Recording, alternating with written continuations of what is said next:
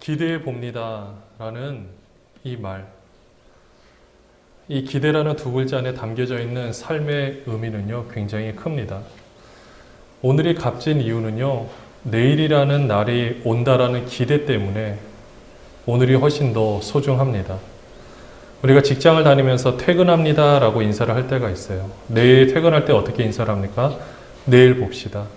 여러분들 퇴근하는 사람이 만약에 명예퇴직을 당하거나 또 해고를 당하거나 그래서 오늘 그날이 마지막이라면 퇴근하겠습니다의 그 의미가 어떻겠습니까? 본인이 생각하는 퇴근합니다. 그걸로 끝인 거죠. 내일 다시 출근할 수가 없습니다. 그런데 우리는 내일 출근하는 날이 있기 때문에 그 퇴근이 더 값진 것을 경험하게 됩니다. 기대하고자 하는 마음마저 없다면 우리의 삶이 얼마나 비참하겠습니까? 우리가 하루하루를 살아가도 참 힘들고 어려울 때가 많잖아요. 그런데 그런 기대마저 없다라면 참 상상하기 어려울 겁니다. 근데 우리는 삶을 살아가면서 이런 우리의 기대를, 우리의 삶 모습뿐만 아니라 기대를 저버리는 상대방의 모습 때문에 힘들어할 때가 있습니다. 그에 실망하면서 이런 말로 고백을 하죠. 내가 다시는 사람을 의지하지 않겠다. 내가 다시는 믿지 않겠다. 그러나 좀 있으면 또 어떻습니까? 다시 사람을 신뢰하게 되고 또 그러다 보면 그것 때문에 무너지게 되고 그런 기대와 실망감 때문에 우리 삶이 또 힘들어질 때가 있습니다. 어쩌면 우리는 이런 환경 속에 노출되었고 이런 환경 속에 만들어온 존재들이라는 거죠. 이 사회의 전체적인 영향 가운데 우리는 어쩔 수 없이 이 삶을 살아내야 합니다. 그러다 보니 요즘에는 어린아이한테 이렇게 이야기를 해요. 낯선 사람이 말을 걸면 대답을 하지 말라. 여러분들 예전에는 엘리베이터 타면은요, 서로 인사하는 게 하나의 문화적인 덕이라 생각하고 어린아이들이 어른한테 인사를 하는 게 좋은 거라고 생각했는데 지금은요, 어린이집도 마찬가지겠지만은 낯선 사람한테 인사를 하라는 교육을 하지 않습니다. 큰일 나요. 지금 그렇게 교육했다가는 큰일 납니다. 여러분들 왜 사회가 이렇게 됐습니까? 지금은 서로에 대한 기대를 다 실망으로 바꿔버리기 때문에 그런 거죠. 어떤 모든 상황에 대해서도 우리가 핸드폰 문자를 받아 은행에서 왔다, 대출을 해준다, 다 거짓말이잖아요. 이런 모든 상황들이 지금은 우리의 기대를 다 저버리는 상황들 때문에 우리는 다 먼저 의심을 하고 있는 거죠. 이런 환경 가운데 우리가 노출되어 있다 보니 이제는요, 비대면이 익숙한 시대가 되어버린 것 같습니다. 여러분들 직접 대면을 하는 것을 너무 어색해해요. 사실은 그런 전조 증상이 이미 있었습니다. 마음도 비대면이 되어버렸는데요. 어쩌다 보니까 내가 사랑하는 사람들과 관계를 맺을 때 여러분들 한번 카페를 잘 가실 일이 없겠지만은 한번 가보십시오. 지금은 물론 많은 대화를 하지만은 같이 있으면서도 서로 스마트폰을 하는 경우가 너무나도 많습니다. 같이 모여 있어도 소통을 하는 게 아니라 다른 곳과 소통을 하고 있는 거죠. 어쩌면 우리가 내 마음도 내 자신을 마주할 기회가 점점 없어져 버린 것을 보게 됩니다. 상대방과의 관계도 마찬가지인데 내 마음을 직접적으로 대면할 시간이 없어지는 거예요. 그러다 보니 나를 묵상할 시간도 없고 나를 제대로 볼 시간이 없습니다. 왜냐? 삶이 너무 바빠요. 너무 힘들어요. 너무 지쳐요. 또 다른 것만 생각해도 너무 힘든 거예요. 그러니까 우리가 쉽게 하는 말 중에 이런 말이 있어요. 내 마음은 그렇지 않은데 왜 그런 행동이 나왔을까요? 정말 제 마음은 그렇지 않아요. 여러분들 우리가 이 말을 서로 듣잖아요. 이 말을 들었을 때 여러분들 어떤 반응이 보이십니까? 어떻게 반응하십니까? 아, 이해합니다. 라고 반응을 하기도 하지만 마음 한켠에는 그리 편하지는 않아요. 겉으로는 이해를 합니다라고 말을 하지만 내 마음 속에는 이해할 수 없는 상황이 되는 거죠. 내 마음은 그렇지 않은데 겉으로 이런 행동이 나왔다라고 표현을 하는 경우가 얼마나 많습니까? 우리도 마찬가지예요. 내 마음을 지키지 못해서 나타난 결과들이 굉장히 많습니다. 사실 어떻게 나타날까요? 일단 우리의 언어로 나타나요. 그리고 우리의 행동으로 나타납니다. 이거는요, 우리 마음 안에 이 생명이 근원이 있다는 것을 우리에게 알려주고 있는 거예요. 내가 겉으로 드러나는 나의 모든 모습들이 결국은 내 마음 안에서 다 계획되어지고 만들어진다라는 거. 나의 행동은요, 내 마음속에서 창조가 되어지는 거예요. 그 창조가 되어지는 것들이 나의 행동을 통해서 나타나게 된다라는 것입니다. 그래서 우리의 마음 안에 생명의 근원이 있는 거예요. 근데 여러분들, 한번 제가 여러분들에게 여쭤보고 싶은 게 있습니다. 여러분들이 이 생명의 근원하고 한번 맞닿아 본 적이 있습니까? 이 생명의 본질을 제대로 보는 것이 제대로 된 나를 직면하는 거예요. 여러분의 인생을 이제까지 살아오시면서 정말 내 모습, 사람들 앞에 포장되어진 나의 모습이 아닌 진짜 나의 모습을 제대로 직면해 본 적이 있습니까? 이제는요, 우리가 나의 모습을 더 이상 비대면으로 보시려고 하면 안 돼요. 직접 대면으로 한번 보셔야 하는 겁니다. 근데 사람들이 이것을 회피를 해요. 왜냐? 두렵거든요. 나를 제대로 본다라는 게 또 선뜻 용기가 나지 않습니다. 그래서 사람들은요, 자꾸 다른 것으로 포장하려고 하는 거예요. 잘 보면, 우리들이 하는 행동 가운데 보면, 여러분들 어떤 일을 하다 보면 힘들 때도 있고 지칠 때가 있잖아요. 그래서 우리가 이제 취미 생활을 하게 됩니다. 취미라는 것은 너무나도 좋아요. 근데 중독은 좋은 것은 아닙니다. 근데 우리는 취미와 중독을 사실은 구분하지 못하는 경우가 있어요. 여러분들, 나 자신이 만약에 게임을 한다라고 가정을 했을 때 나는 내 취미로 하루 20시간을 게임을 한다. 그거는 취미라기보다는 그 사람 보기에는 취미라고 생각할 수 있지만은 상대방의 입장에서 보면은 취미라고 보기가 좀 어려운 거죠. 물론 정확하게 기준을 나누기는 어렵겠지만은 우리가 잘 보면요, 힘든 일이 있으면 보통 사람들이 이제 술을 마셔요. 술을 마시게 되면은 어떻습니까? 제가 지금 술을 마시는 게 옳다 나쁘다 이걸 말씀드리는 게 아니에요. 술을 마심으로 말미암아 또는 뭐 약물 같은 걸 복용함으로 말미암아 내가 맨정신으로 그것을 직면하기를 싫어한다라는 거예요. 어쨌든 그 상황을 내가 스스로 술을 마시면서 다른 사람들과의 대화를 통해서 합법적인 변명을 내고 그 사람의 동의를 구함으로 나는 그 상황과 나는 상관없다라고 이야기를 합니다. 그러나 그 시간이 지나면 어떻습니까? 상황은 변한 것은 없어요. 근데 그 시간에 내가 직면해야 되는데 약물을 복용한다든지 또는 약간 중독에 빠진 취미 생활로 인해서 내가 그것을 제대로 보려고 하지 않습니다. 여러분, 이건 굉장히 극단적인 경우고요. 그러나 지금 우리가 합법적으로 내가 이 모든 것에서 나를 직면하지 않을 좋은 방법이 생겼어요. 그게 뭐냐면 스마트폰입니다.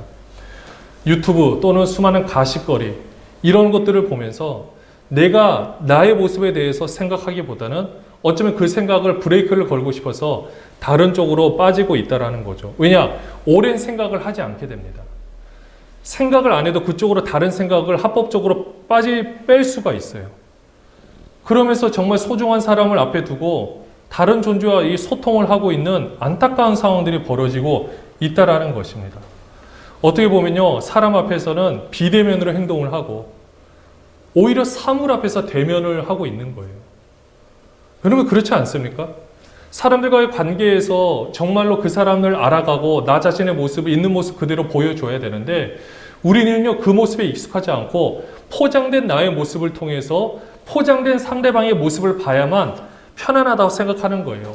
가면무도에서 가면을 벗기를 싫어하는 그 사람들의 모습이 지금 우리 현대사회의 우리 모습이라는 거죠. 물론 저도 이 부분에서 자유롭지 않을 때가 참 많습니다.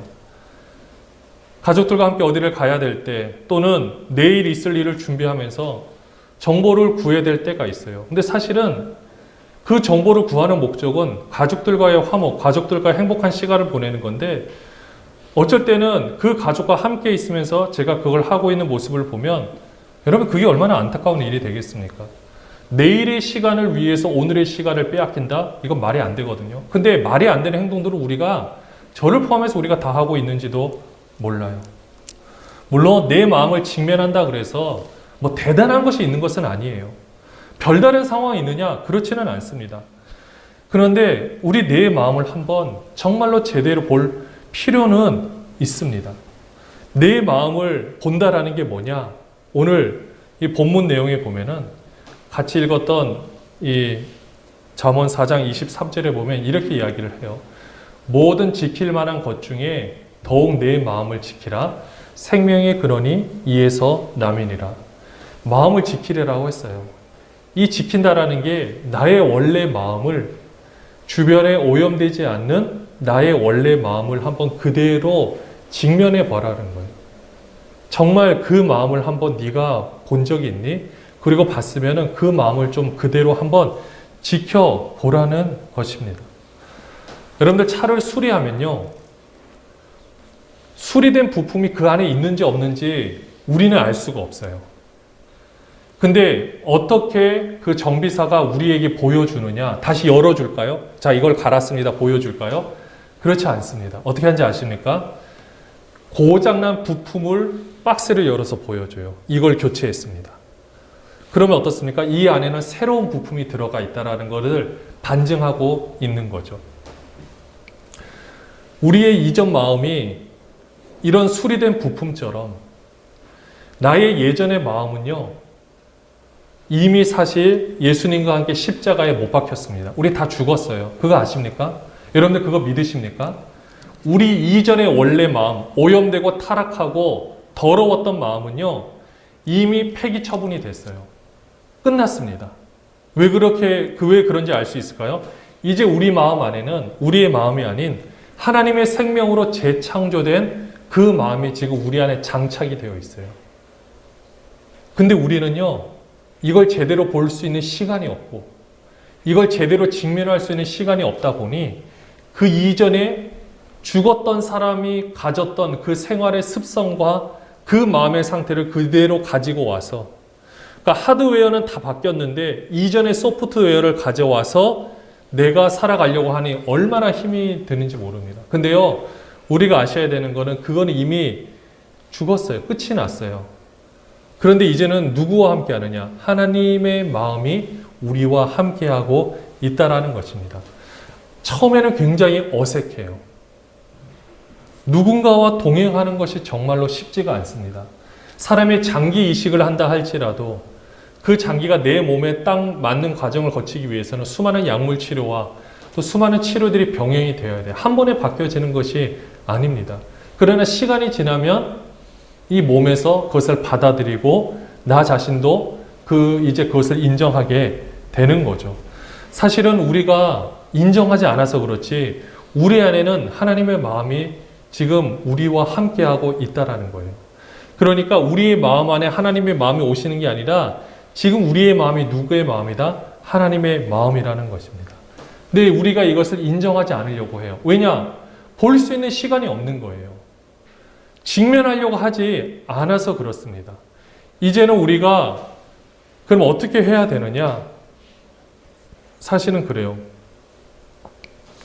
우리가 이 모습 때문에 왜 힘들어 하냐면요, 내가 정말 싫어하는 모습들이 내 속에서 자꾸 나와서 그렇거든요. 내가 몸부림치면 칠수록 사실 더 빠져 들어가잖아요. 다른 것으로 해결이 되지 않는 것처럼 보여져요. 근데 이제는 예전에 그렇게 빠졌던 중도 또는 도박 또는 음란물에 빠지는 이 모든 것들, 이제는 우리가 이런 상황에서 나의 행동에 집착하지 말고 자책하지 말고 우리는 새롭게 방법을 선택할 수 있습니다. 그게 뭐냐면 지금 우리 안에 들어와 있는 우리와 함께하고 계신 하나님의 마음에 집중을 하면 됩니다. 내 안에 계신 하나님의 마음에 집중할 필요가 있는 거예요. 우리가 열심히 성경을 읽는 것은 이 하나님의 마음을 아는 겁니다. 그리고 그 마음들을 나의 것으로 받아들이는 거예요. 말씀이 내 안에서 역사를 하는데 머릿속에서만 역사를 하는 것이 아니에요. 내 마음 안에서 역사가 일어나는 거예요. 그게 마음으로 깨닫는 겁니다. 그 작업이 지금 우리 안에서 계속해서 일어나고 있는 거죠. 지금 여러분들이 가끔은 이 선포되어지는 이 설교 말씀과 또는 여러분들이 성경에 있는 말씀들이 여러분의 지성으로는 이해가 되지 않을 때가 있어요. 그러나 여러분들, 우리 세상의 모든 일들이 다 지성으로 알아야만 다 받아들이는 걸까요? 여러분, 저기 뒤에 있는 우리 어린 아이들, 저 아이들은요, 지성적으로 엄마 아빠가 자신을 사랑하는 것과 주변의 사람들이 나를 자신을 사랑하는 것과 또 모든 환경들이 만족하다는 것을 지성적으로 알아서 깨달을까요? 마음으로 깨달아서 알까요? 지성적으로 깨달으면요, 아주 어린 아이는 지성적으로 깨달아서 아는 것이 아닙니다. 그냥 느껴지는, 본능적으로 느껴지는 것과 그 사랑의 그 감정, 결국은 마음이에요. 이걸 통해서 그것을 알아간다라는 거죠. 우리도 마찬가지입니다. 하나님의 말씀과 하나님의 놀라운 역사와 내 자신의 마음을 바라보는 것은 내가 모든 원리와 지성적으로 다 깨달아서 알아야만 되는 것이 아니라 때로는요, 그것과 상관없이 마음적으로 이 마음 안에서 일어나는 역사들이 있다라는 거죠. 하나님의 마음이 나의 마음인 것을 내가 볼 수 있는 눈이 열려진다라면 우리의 생활은 상상을 초월하게끔 바뀌어지게 된다라는 것입니다. 사실 하나님께서 우리에게 명령해 주시는 것보다 정말로 더 좋은 게 뭔지 아십니까? 하나님 우리를 사랑하신다라는 거죠. 하나님이 우리에게 모든 것을 베풀어 주시느냐, 그거에 대해서 내가 어떻게 반응을 하느냐, 이런 모습이거든요. 저는 오늘 아침에도 저희 막내의 모습을 보면서 이런 생각을 해봤습니다. 항상 기대를 하는 모습 때문에 보면 항상 이렇게 웃고 있어요. 오늘은 어떤 재밌는 일이 있을까? 또 내일은 어떤 재밌는 일이 있을까? 이것만 생각하니까 참 스트레스가 없고 참 재밌겠구나. 물론 스트레스가 있겠죠. 뭐 형 누나가 한 번씩 이게 뭐라고 할 때는 스트레스가 있겠지만 나머지에서는 항상 재밌고 즐거운 이 모습들, 이런 이 마음의 평안함을 가지는 이 모습을 이렇게 제가 보면서 참 많은 것을 이렇게 느끼게 됩니다. 근데 우리는 그렇지가 않잖아요. 우리 주위를 둘러싼 여러 가지 걱정과 이것 때문에 이것을 집중하지 못할 때가 있는데요. 우리가 이제는요, 그러면 이런 마음을, 이제는 우리가 새롭게 된 것을 우리가 다 알았어요. 그럼 우리의 마음을 지키는 새로운 방법이 있습니다. 그게 무엇인지 아십니까? 따라하겠습니다. 하나님의 마음으로 가득 채우기. 네. 예전에는 내가 마음이 공허해서, 이전에 내가 마음이 불안해서, 내가 습관적으로 스마트폰을 보거나 다른 모든 곳에 나의 시간을 할애를 했다라면, 여러분 그것은 내가 끊으려고 해서 절대 끊어지지가 않습니다. 여러분 해보십시오. 절대 끊을 수가 없습니다. 밑 빠진 독에 물을 어떻게 붓는지 아십니까?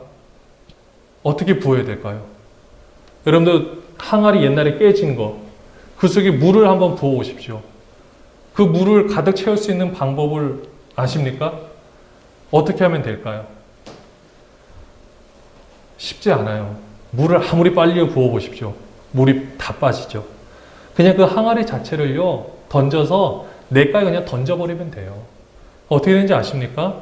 물이 그냥 가득 차요. 나갈 곳도 없고 그냥 가득 차 있습니다. 똑같아요. 우리의 모든 힘든 이 부분들을 내가 애써 내가 어떤 걸 지킨다라는 것이 아니라 내 마음을 지킨다라는 것은요, 그냥 하나님의 마음으로 그냥 그 안에 그냥 들어가 있는 거예요. 그냥 그 안에 들어가 있는 것 자체가 이미 우리의 모든 전부가 충만해지는 거예요. 그냥 하나님으로부터 충만해지면 우리가 지금 지성적으로 하나님의 말씀을 어떻게 지켜야 되는가 법적으로 다 못 깨닫는다 할지라도 내 마음 안에 이 하나님의 사랑으로 가득 차 있다라면 그 사람은 행동하는 모든 것들이 다 하나님이 서려 나오는 거예요. 이 서려 나온다라는 표현이 얼마나 좋은지 모릅니다. 그 안에서 하나님이 있으니까 나타나는 것이 하나님으로 나타내는 모든 상황들. 여러분, 이것이 가장 우리의 마음을 지킬 수 있는 최고의 방법 아니겠습니까? 잃어버린 마음을 다시 찾는다라는 것이 오늘 제목인데요. 잃어버린 마음은 바로 하나님의 마음인 거예요. 우리가 하나님으로부터 원래 그렇게 지음을 받았고 이전에 죄로 말미암아 다 분리되어지고 깨어졌던 이 마음이 있다라면 이제는 이 마음이 그냥 하나님의 마음을 여러분도 되찾아서 우리가 함께 나아가면 되는 것입니다. 생명의 근원은요, 어디서 납니까? 우리 마음의 근원에서 나오게 되어 있습니다. 그렇기 때문에 우리는 이 하나님의 사랑을 다른 것을 목도하고 내 행동에 나의 모습에 집착하실 필요가 없어요. 그러면 너무 실망되고 너무 어려워요. 여러분들 어떤 잘못된 행동을 하고 나서 물론 우리가 하나님 앞에 용서를 구하고 회개를 하는데요. 그렇게 하는 목적은 내 자신을 자책하려고 하는 게 아닌 거잖아요. 이제는 그 모습은 다 버려버리고 새로운 모습으로 나아가려고 하는 것 아니겠습니까? 이 새로운 모습으로 나아갈 때 이제는 하나님의 것으로 가득 차 있는 우리의 모습이 우리 새로운 모습을 향해 달려나가고 있는 거예요. 근데 이때 자꾸 사단은요, 우리를 참소를 하는 거예요. 너는 왜 그렇게 행동을 했니? 라고 해서 이전의 모습을 자꾸 부각시키는 거예요. 근데 하나님은 절대 그렇게 하지 않으세요. 이전의 행동을 통해서 새로운 모습을 비춰주는 거지, 기대를 하게끔 만들어가는 거지 실망을 하게끔 하는 것이 아닙니다. 그래서 우리는 이렇게 하나님으로 말미암아 가득 차 있는 이 마음에 집중을 하면 되는 것입니다. 사랑하는 여러분들, 우리가 이 모든 것에 집중을 하게 되면은요, 어떤 역사들이 일어나게 되느냐? 우리의 언어가 달라지게 돼요. 자, 여러분들 지금 본문은 생명은혜는 이에서 남이라라고 하고 있고요. 24절 한번 읽어볼게요. 24절 보시면은 뭐라고 말하고 있느냐?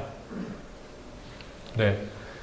구부러진 말을 내 입에서 버리며 삐뚤어진 말을 내 입술에서 멀리 하라.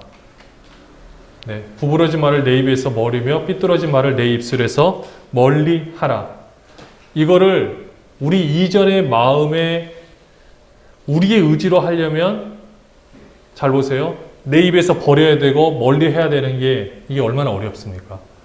여러분들 이 언어는 어디서 나올까요? 결국은 마음에서 나와요. 이 마음에 가득한 것이 흘러나오게 되어 있습니다. 근데 그 마음 안에 나의 모습이 아닌 하나님의 모습으로 가득 차 있다라면 우리 입술을 걱정할 필요가 없는 거예요. 그냥 마음만 그 안에 가득 차 있으면 나오는 단어가 당연히 그 마음을 표현하는 말이 나오게 되어 있는 겁니다. 마찬가지예요. 우리 이 다음 구절도 보시면은요, 뭐라고 표현을 하고 있느냐? 네. 내 눈은 바로 보며 내 눈꺼풀은 내 앞을 곱게 살펴. 이것도 동일해요. 내 마음이 삐뚤어져 있으면요, 제대로 보려고 하지 않습니다. 근데 내 마음이 하나님으로 가득 차 있으면 보는 것이 다른 거예요. 다 사랑스럽게 보이고 예뻐 보이고 힘든 환경도 새롭게 볼 수 있게 되는 것입니다. 똑같은 것을 바라보는데 바라보는 시선들이 다 다른 거예요. 누군가에게는요, 난 이것을 다 해봤어. 누군가는 처음 경험해봐서 막 기대에 차는 모습으로 있는 거예요. 여러분, 이런 차이가 어디서 흘러나올까요? 똑같은 상황은 비슷한데 이 사람들이 가지는 이 마음의 차이에 따라서 달라지게 되는 겁니다. 그러니까 눈을 볼 때 내 마음이 하나님으로 가득 차 있으면은 보는 것들이 얼마나 달라지겠습니까? 얼마나 더 예쁘게 보겠습니까? 이것이 중요하지 않겠습니까? 그 다음에 발도 마찬가지예요. 내가 걸어가는 발도요, 나의 모습으로 보면 내가 그것을 행동을 조심해야 되는데 하나님으로 가득 차 있으면은 흘러나오는 발걸음의 모든 부분들이 달라지게 된다라는 것입니다. 사랑하는 여러분들, 마음이 가면 머리도 따라가게 되어 있습니다. 그래서 우리는 가끔은 마음이 하는 대로 하라라는 말 들어보셨잖아요. 내 머리로서는 이해가 되지 않아서 용납이 안 되는데 마음으로는 해야 될 것 같다. 근데 그 마음으로 하는 것에 순종을 했을 때 손해를 당하는 경우는 별로 없습니다. 이 마음을 지키는 것이 참 어렵기는 해요. 근데 이 마음을 내가 그냥 지키려고 하면 어렵지만 하나님의 것으로 그냥 가득, 그냥 하나님으로 풍덩 채워버리면 그냥 모든 것은 쉽게 끝나게 되는 것입니다. 사실은 이 마음이 우리의 마음이었어요. 근데 우리는 그것을 잃어버렸었습니다. 그럼 우리는 어떻게 하면 될까요? 하나님으로 말미암아 다시 채우면 됩니다. 여러분들, 마음은요, 나를 가둘 수도 있고 해방시킬 수도 있어요. 우리 주위의 모든 환경들, 사실은 저 사람이 나를 어떻게 생각하느냐에 따라서 내 생각으로 말미암아 나를 묶어버리면 그 사람 앞에 자유롭게 행동을 하지 못하고요, 그 사람 앞에서 내가 메인 생활을 하게 돼요. 왜냐? 상대방은 그렇게 생각하지 않거든요. 사실 여러분들, 여러분 주위의 사람들이 여러분의 행동에 대해서 여러분만큼 생각하는 사람은 없다라고 합니다. 나는 내가 어떤 행동을 했을 때 그 사람이 봤을 때 저것 때문에 나를 어떻게 생각할까? 그거는요, 우리 생각인 거지. 그 사람은 하루 이틀 3일이 지나면 전혀 거기에 대해서 언급하거나 생각하지 않는다라는 거죠. 근데 우리 마음 안에는요, 내가 생각하는 나의 모습과 내가 생각하는 저 사람의 생각 때문에 이 마음이 작용을 하게 되면 우리는 묶여지는 거예요. 근데 반대로 내 마음이 풀어지고 해방되어지면 또 해방된 채로 살아갈 수 있게 되는 것을 보게 됩니다. 이것이 그렇기 때문에 우리는요, 우리의 마음을 지켜야 하는 것이 너무나도 중요한 거예요. 이제는 하나님의 것으로 새롭게 되었습니다. 우리는 새롭게 된 존재이기 때문에 이전의 방법에 얽매여서 살 필요가 없어요. 이전의 여러분의 모습에 여러분의 마음을 가둬서 살아갈 필요가 없습니다. 이제는 하나님의 마음으로 가득 차 있는 우리들이 이 하나님의 모든 것으로 행동하고 우리의 삶을 살아가면 됩니다. 가끔은 내가 너무나도 이 부분들이 힘들어서 중독이나 또는 이런 부분에 매여 있는 부분들이 있다면 여러분들 그 부분에 집중하시기보다는 그냥 하나님으로 그 충만한 은혜 안에 거하시면 좋겠어요. 그렇게 채워갈 때 그것이 잃어버린 마음을 찾는 건데, 그렇게 찾아야만 여러분의 모습이 진정 이 삶의 모습 가운데서 아름답게 살아가실 수가 있습니다. 말씀을 정리할게요. 우리 마음, 이전의 마음은 다 죽었습니다. 여러분 믿으십니까? 이제는 하나님으로 예수를 믿는다라는 것이 하나님의 마음을 덧 입었다라는 거예요.